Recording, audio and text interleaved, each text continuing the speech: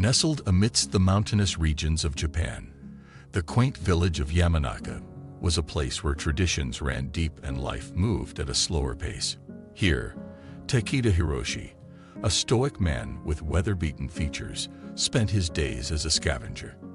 Hiroshi, with his salt and pepper hair, was a figure of determination and resilience, a trait he had cultivated over years of hardship. Alongside him was his wife, Mizuki, a woman of grace and patience, their bond forged and strengthened by the adversities they faced together. The couple, along with their spirited son, Kenji, and bright-eyed daughter, Yuka, led a life that was far from easy. Each day, Hiroshi would journey to the nearby garbage dump, his determined eyes scanning for bits of scrap that held any value. It wasn't an occupation that Hiroshi had chosen, but it was one that was thrust upon him, and he embraced it with as much dignity as he could muster. Yet, the struggles of the Takeda family extended beyond merely scavenging. To feed their hungry bellies and stave off hunger, they relied on a plant named porang, a lesser-known delicacy native to Japan. For many in Yamanaka, porang was a wild treat. Still, for the Takeda family, it was a lifeline, a cheaper alternative to rice, which was a luxury they seldom enjoyed. Preparing porang was a labor-intensive process.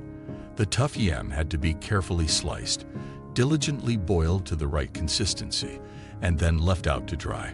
Once dried, it was ground into a fine flour, which Mizuki would transform into modest meals, sometimes bread, sometimes dumpling-like noodles.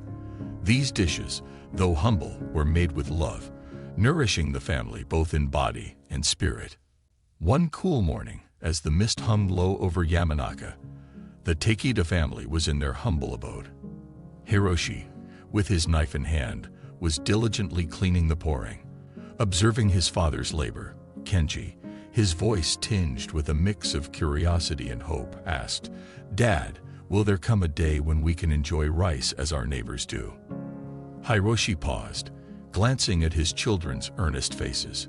His eyes, always so determined, softened with a hint of sorrow. "I dream of that day too, my boy. But for now, we make do with what nature provides us. Porang may not be rice, but it fills our bellies and keeps us strong." Yuka, with the innocence only a child could have, added, "I sometimes dream of the taste of rice, especially when I see our neighbor's boy enjoying his meal." Gently ruffling her hair and enveloping her in a warm embrace, Hiroshi replied, "Remember, my little blossom, adversity teaches us to be grateful for even the smallest blessings. We have each other and porang to sustain us. Hold on to hope, things will change." Mizuki, ever the pillar of strength, chimed in with her gentle voice. "Believe in yourselves and in our unity as a family. The future holds promise, and with our combined efforts, the luxury of rice will soon be ours to cherish." In the serene hamlet of Yamanaka, where the skies stretched clear and the scent of pine lingered, the Takeda family thrived despite their meager means. Their home was humble, but their hearts were full. With each morsel of bread or dumpling noodle, they were reminded of their collective strength and the spirit of perseverance that bound them together.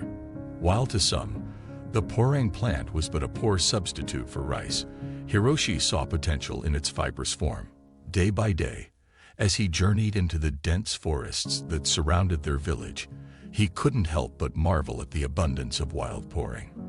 An idea began to germinate in his mind.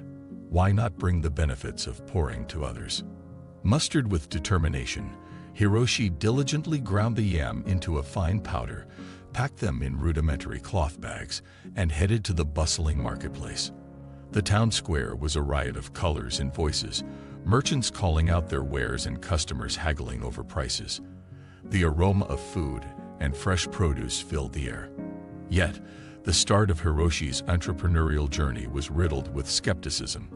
Merchants turned up their noses, ridiculing him for peddling what they deemed poverty food. But as the day wore on, a serendipitous encounter changed Hiroshi's fate.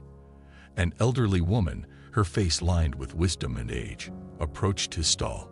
Her eyes, sharp despite her age, inspected the porang flower with genuine interest. After negotiating a price, she purchased a generous amount, her reason being its potential healing properties.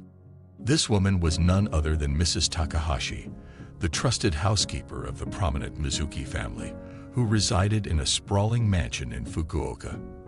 As luck would have it, her employer had been ailing, plagued by persistent discomfort. Acting on an old piece of wisdom, Mrs. Takahashi prepared a porang porridge that she believed had therapeutic qualities. Within a few days, a remarkable transformation was evident.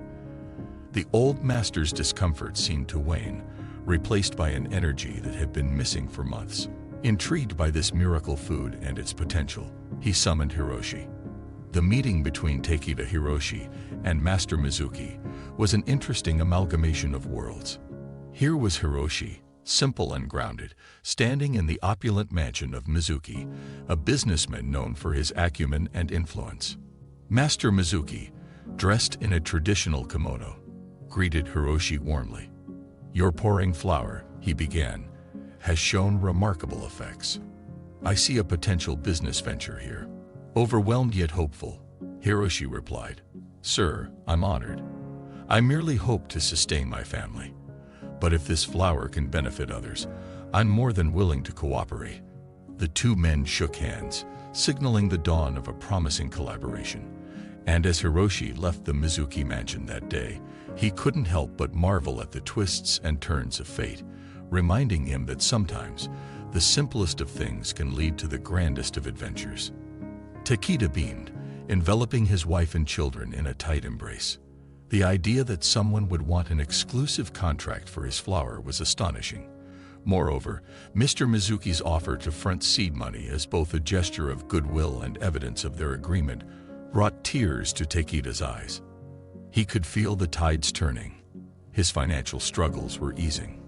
From that point, Takeda's fortune soared. His porang flower venture took off, and soon, international buyers were clamoring for it. The vast prospects in the global market enabled Takeda to broaden his enterprise. Now, not only could he afford rice for his family, but he could also ensure his children received a quality education. The tale underscores the belief that grand successes have humble beginnings. Initially, no buyer showed interest in Takeda's product. Yet, his unwavering resolve and ability to seize opportunities transformed his life and led him to monumental success in the porang flower industry. So, if you're contemplating a new venture or awaiting your big break, embark on that journey. The steps you take today might lay the groundwork for future triumphs. Understand that in business, the sky's the limit. Maintain a grand vision and laser-sharp focus on your objectives. It's only by daring to dream big that tangible milestones are reached. Embrace risks and remember, progress often stems from innovative strides made by audacious entrepreneurs like you.